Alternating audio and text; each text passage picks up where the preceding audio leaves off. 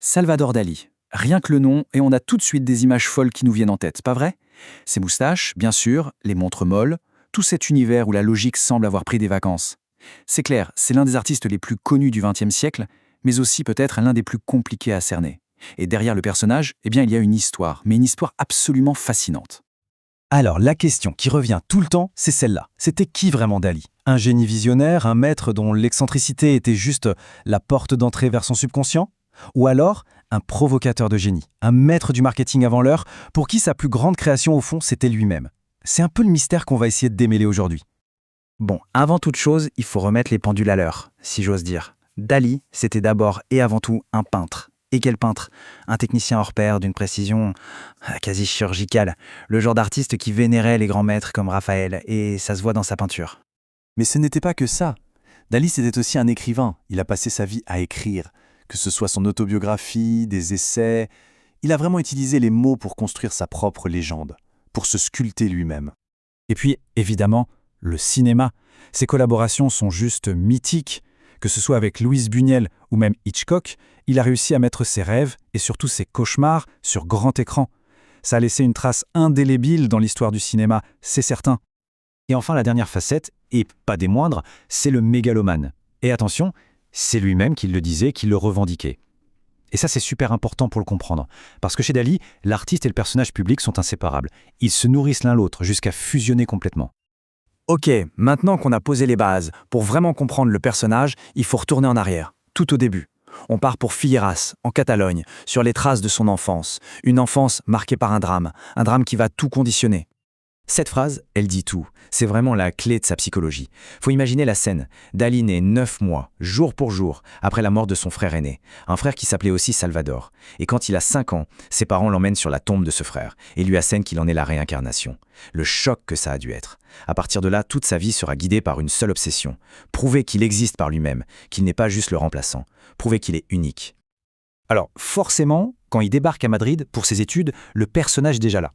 Le dandy, le provocateur, il traîne avec la future élite intellectuelle espagnole, des gens comme Garcia Lorca ou Buñuel, mais bon, l'autorité académique, c'est pas vraiment son truc. Il fait même un petit tour en prison pour agitation politique avant de se faire virer de l'Académie des Beaux-Arts. Et la raison est juste collector. Il déclare, le plus sérieusement du monde, qu'aucun de ses profs n'est assez compétent pour le juger. Voilà, le personnage Dali est officiellement lancé. Bon, viré de l'académie, que faire? Pour Dali, la suite est logique. Direction Paris. À l'époque, c'est le centre du monde de l'art. Et c'est là, bien sûr, qu'il va trouver le mouvement qui va mettre des mots, un cadre sur tout ce qui bouillonne en lui, le surréalisme. Mais attention, il n'arrive pas à Paris comme un simple disciple. Non, il débarque avec son propre bagage, sa propre arme secrète, une méthode qu'il a inventée, une sorte de passe-partout pour ouvrir les portes de l'inconscient comme personne avant lui. Alors ce nom un peu barbare, la méthode paranoïaque critique. Qu'est-ce que c'est au juste?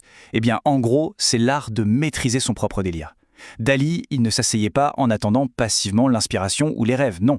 Il se mettait volontairement dans un état de paranoïa pour forcer le réel à se déformer. Pour voir des choses que les autres ne voient pas, des images doubles, des significations cachées partout.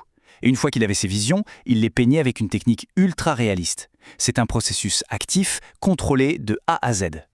Et le résultat de tout ça, eh bien, on le connaît tous. C'est de là que viennent ces images doubles absolument géniales, vous savez, quand un rocher devient un visage ou qu'un nuage prend une forme humaine. Et bien sûr, ça donne des chefs-d'œuvre iconiques comme la persistance de la mémoire, les fameuses montres molles qui, selon la légende, lui auraient été inspirées par la vue d'un camembert fondant au soleil. C'est le symbole parfait de ce monde dalinien où le temps rigide, le temps rationnel, n'a plus aucune prise. Seulement voilà, cette belle histoire avec les surréalistes, ça ne pouvait pas durer éternellement. Très vite, ça va clasher.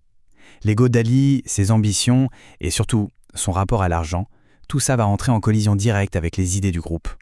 C'est le moment où l'artiste Dali commence à se transformer en marque Dali.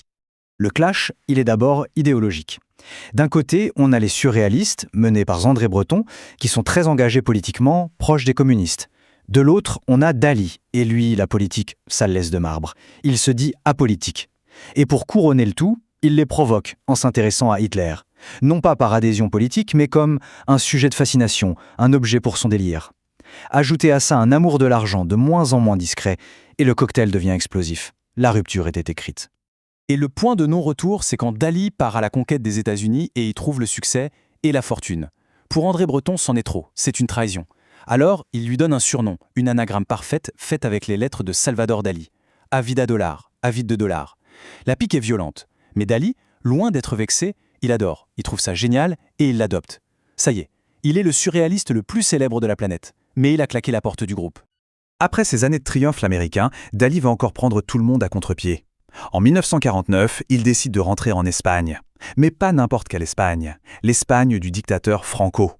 C'est un geste qui choque et qui le coupe pour de bon de toute l'intelligentsia de gauche. C'est aussi le début d'une toute nouvelle phase dans son œuvre, une période qu'on pourrait qualifier de mystico-scientifique. C'est vraiment passionnant de voir comment il va digérer le choc d'Hiroshima. Pour lui, la bombe atomique et la physique nucléaire, c'est une révélation. Le fait que la matière ne soit pas solide, mais un ensemble de particules qui flottent, pour lui, c'est la preuve scientifique de l'existence de Dieu. Alors il va créer un nouveau concept, le mysticisme corpusculaire. Il mélange physique des particules et mysticisme catholique. Et sa peinture change, tout se met à flotter, tout est en lévitation. C'est flagrant dans sa Léda atomique, où rien ne se touche, même l'eau ne touche pas le sable. Et cette quête d'immortalité, elle va culminer dans ce qui est peut-être son chef-d'œuvre absolu, son propre musée, le théâtre-musée de Figueras, sa ville natale. Mais attention, ce n'est pas juste un musée où on accroche des tableaux. Non, c'est une œuvre d'art totale, un immense objet surréaliste qu'il a imaginé du sol au plafond. C'est un monument à sa propre gloire, un labyrinthe pour se perdre dans son esprit. Et c'est là qu'il est enterré, le point final de sa propre mythologie. Alors, après tout ça, on en revient à notre question du début. Dali, génie ou provocateur? Mégalo ou visionnaire? En fait, la vraie réponse, c'est peut-être que la question elle-même n'est pas la bonne. Un génie, sa technique de peintre est juste incontestable. Personne ne peut le nier. Un provocateur, évidemment. Ses frasques, son amour de la célébrité et de l'argent, c'est légendaire. Le truc, c'est que vouloir séparer les deux, ça n'a aucun sens. Chez Dali, l'un n'allait pas sans l'autre. Le génie se nourrissait de la provocation, et la provocation, c'était la scène sur laquelle le génie pouvait s'exprimer. Finalement, c'est peut-être lui qui a le mieux résumé la situation, avec sa fameuse phrase « Ce qui nous dit, en fait, c'est qu'il a toujours été le maître du jeu. Sa prétendue folie, ce n'était pas quelque chose qu'il subissait, c'était un outil, une méthode parfaitement contrôlée pour aller explorer des mondes interdits et bien sûr pour fabriquer le personnage Dali. » Et c'est peut-être ça la conclusion, si on y réfléchit bien. Et si sa plus grande œuvre, son chef-d'œuvre ultime, ce n'était pas un tableau, ni un film, ni un livre, mais lui-même, le personnage de Dali, une création totalement surréaliste qu'il a façonnée toute sa vie avec un seul but, la rendre inoubliable. Et sur ce point, on peut dire qu'il a plutôt bien réussi.